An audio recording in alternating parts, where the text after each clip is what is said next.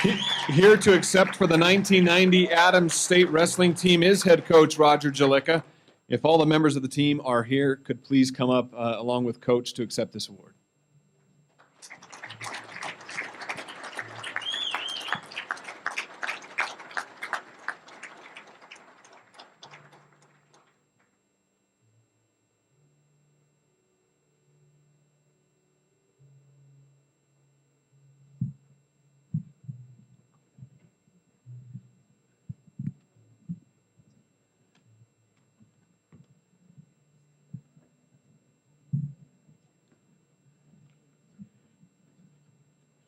I want to start by saying the RMAC knows how to do it right, and this is a great event, and we're just humbled and honored to have the opportunity to be recognized at the RMAC Hall of Fame. I'd also like to recognize and congratulate, first of all the inductees into the Hall of Fame, but especially Frank and Rich and Brenda, being Adams State people, and as well also the 90 and 92 men's indoor track championship team. I'd also like to thank Eric Danner and the RMAC Selection Committee for recognizing and honoring these guys. They don't all live in Colorado, and some had to travel a long ways to get here, but it's a real pleasure that we can get together, and they've really stayed close together via the Facebook and social media and things like that, which I don't really get too involved in, but they keep me posted what's going on, and they've all they've had very good careers. They're all graduated from Adams State, and I guess that I'm just proud as I am of them as wrestlers. I'm equally as proud of them as citizens and what they've done with their careers after leaving Adams State. Everything from education, coaches, very successful coaches, people in private business. They've done it all, and they're doing very well at it. I'd also like to recognize Jim LaBrosse. Jim LaBrosse was a three-time All-American at Adams State, was my assistant that year in 1990, and Jim just did a great job, and he has a son that's going to be a sophomore in high school that might be a future Grizzly there, Jason. But just want to tell you just a little bit about these guys.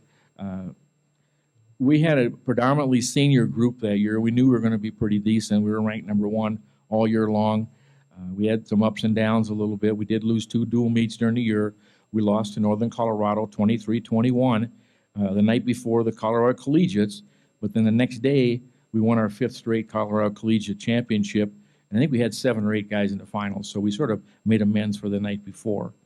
Late in the year, we wrestled down at Central State, Oklahoma, who at that time had already moved to Division II, and they were ranked #1 in Division II.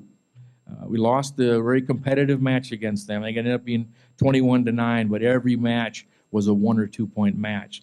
So they knew what it was all about, and we got to nationals, and we just had a great national tournament. It was actually won in the consolations, the fellows that placed in the consolations, Dennis Friedland and Dale Hall. Dale went on to be a national champion the following year, and Dennis actually was a national champion 2 years later. Then Jim Gonis at 142 and Matt Zini at 177. When they all placed in the afternoon session, the national championship was over. So the 3 fellows in the finals really didn't have a lot of pressure on them. They had to go out and just wrestle, and they did a great job. Larry Evans, I can share a little bit with you. Larry's a 2-time runner-up, but he never lost to an American school he lost to schools in America or United States, but never to a United States citizen. He lost to an Iranian who wrestled for Kearney his junior year, and then his senior year, he lost to a Canadian Olympian from Simon Fraser. So that's just a little tidbit about them. I'm very proud of them, and very proud of what they accomplished both on the mat, both academically, and also what they've accomplished after that. Last thing I want to tell you a little bit about 4 of them. 4 of them were selected to go to the Soviet Union on a cultural exchange trip.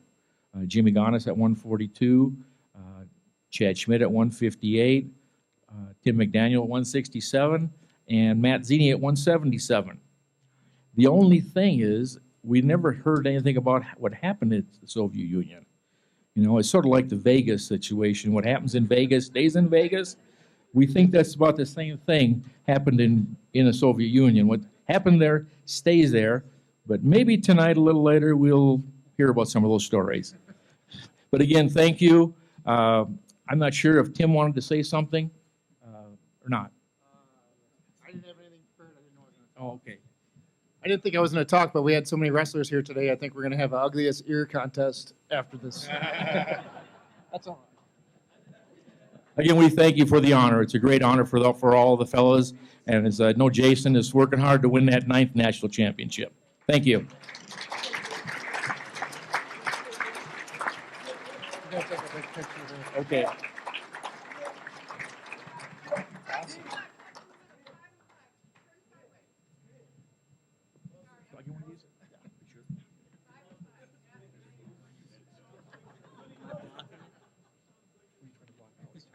Kind of block Tommy out.